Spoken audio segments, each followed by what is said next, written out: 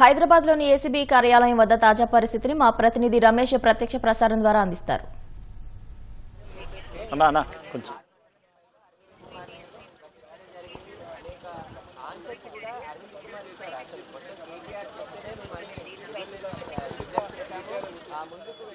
ఈ formula case వ్యవహారంలో కొద్దిసేపటి కిందనే మాజీ మంత్రి కేటీఆర్ విచారణకు హాజరైన సంగతి తెలిసింది. అయితే దాదాపు 40 నిమిషాల పాటు కూడా విచారణ ప్రారంభం కావడం జరిగింది.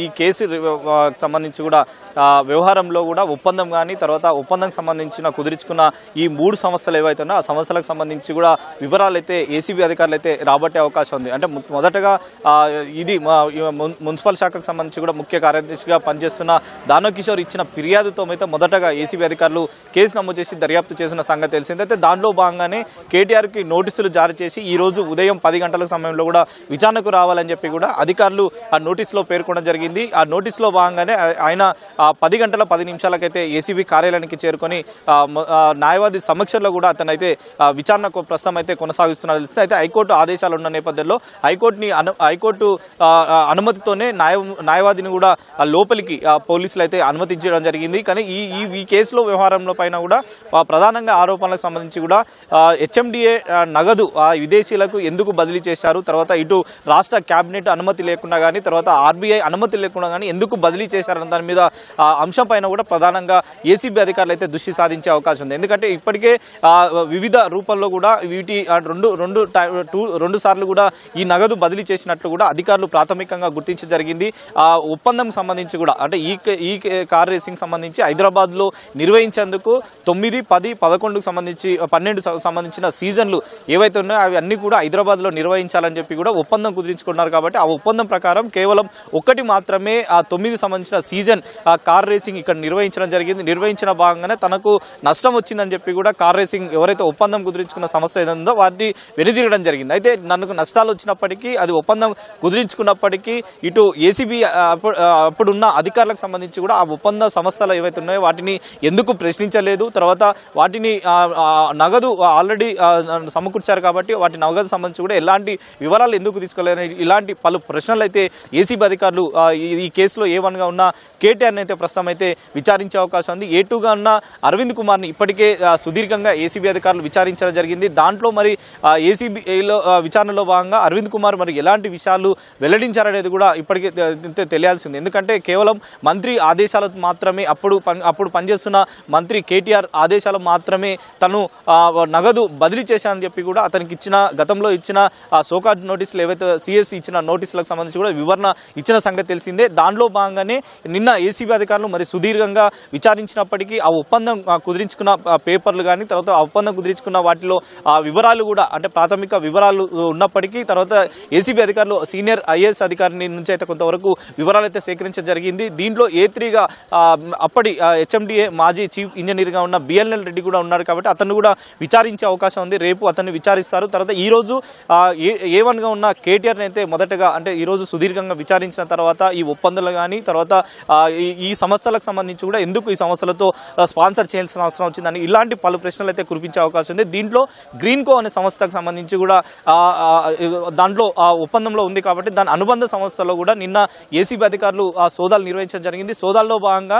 కొంతవరకు ఆ వివరాలు అయితే ఏసీబీ అధికారులు సేకరించారు. ఆ వివరాలతో పాటు ఇటు అరవింద్ ఇచ్చిన వివరాల ఆధారంగా కూడా పలు ప్రశ్నలు అయితే అధికారులు అయితే కురిపించే అవకాశం ఉంది.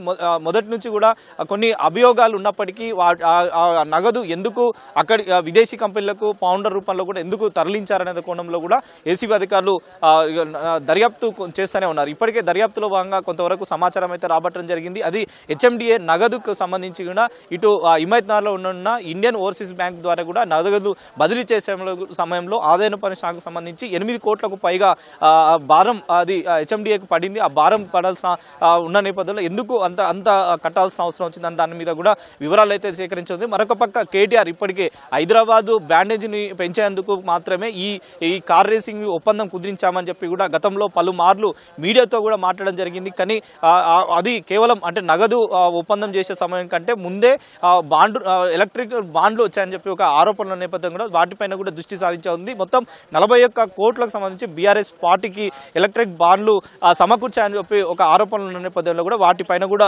అధికారులు అయితే దృష్టి సాధించే అవకాశాలు అయితే కనబడుతున్నాయి. కానీ ఈ ఒప్పందం 2022 ఆగస్టు అక్టోబర్ 25కు సంబంధించి కూడా జరగడం జరిగింది. 23 ఫిబ్రవరి సమయంలో కూడా మొదటగా ఈ కార్ రేసింగ్ నిర్వహించారు కాబట్టి మిగతా మూడు రేసింగ్లు ఇంకా నిర్వహించకపోవడం, తర్వాత ఆ కంపెనీ ఎందుకు వైదొలిగింది, తర్వాత కంపెనీకి సంబంధించి కూడా ఎందుకు చర్యలు తీసుకోలేకపోయారు, తర్వాత ప్రజాధనాన్ని ఎందుకు దుర్వినియోగం చేశారని ఇటు పలు అంశాలపైన కూడా ఏసీబీ అధికారులను ఆయననైతే ప్రశ్నించే అవకాశం ఉంది. అంటే సుదీర్ఘంగా విచారించిన తర్వాత ఈరోజు మరి సాయంత్రం కూడా విచారణ కొనసాగే అవకాశం ఉంది. సాయంత్రం తర్వాత మరి అధికారులు ఎలాంటి చర్యలు ఉంటాయి, తర్వాత అధికారులకు సంబంధించి కూడా ఈరోజు విచారణ పూర్తయిన తర్వాత మరొకసారి ఏమైనా విచారణకు రమ్మని మరి ఏమైనా చెప్తారా లేదా అనేది కూడా ప్రస్తుతం అయితే వేచి చూడాలి. ఈ కేసులోనే ఇటు ఈడీ కూడా రంగంలోకి దిగి ఈడీ కూడా ఎఫ్ఐఆర్ కూడా నమోదు చేయడం జరిగింది. ఎఫ్ఐఆర్లో భాగంగా కూడా సేమ్ ఏసీబీ అధికారులు ఏ విధంగా అయితే A1, A2, A3గా నమోదు చేయడం జరిగింది, అదేవిధంగా మా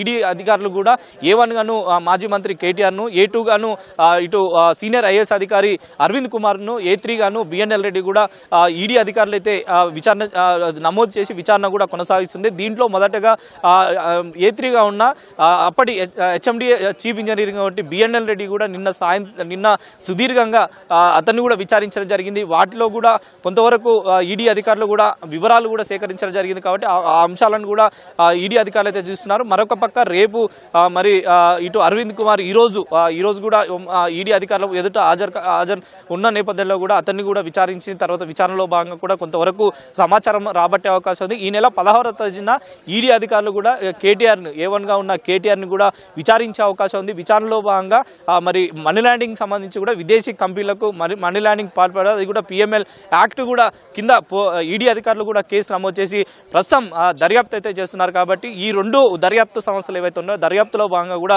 వేగవంతంగా ఈ కార్ రేసింగ్ వ్యవహారంపై కూడా వేగవంతంగా దర్యాప్తు అయితే ముమ్మరం చేస్తుంది. ఈరోజు మరి సుదీర్ఘంగా ఈ కేటీఆర్ని విచారించిన తర్వాత ఏసీబీ అధికారులు ఎలాంటి వాటికి సంబంధించి కూడా ముందుకు వెళ్తారు లేదా ఇప్పటికే హైకోర్టు అతను న్యాయవాది సమక్షంలో కూడా ఇచ్చినప్పటికీ తర్వాత నాట్ టు అరెస్ట్ అనేది కూడా గతంలో మధ్యంతర ఉత్తర్వులు కొట్టివేయడం, అతని క్రాష్ పిటిషన్ కూడా కొట్టివేయించింది. కాబట్టి ఇప్పటి వరకు అంటే వాటికి సంబంధించి కూడా ఎలాంటి ఇబ్బందులు లేకుండా ప్రస్తుతం అయితే ఏసీబీ అధికారులు అయితే విచారణ అయితే కొనసాగిస్తున్నారు. కాబట్టి విచారణలో భాగంగా అంటే ఎలాంటి చర్యలు ఉండబోతాయి అనేది కూడా ప్రస్తుతం అయితే వేచి చూడాల్సిన పరిస్థితి అయితే ఉంది.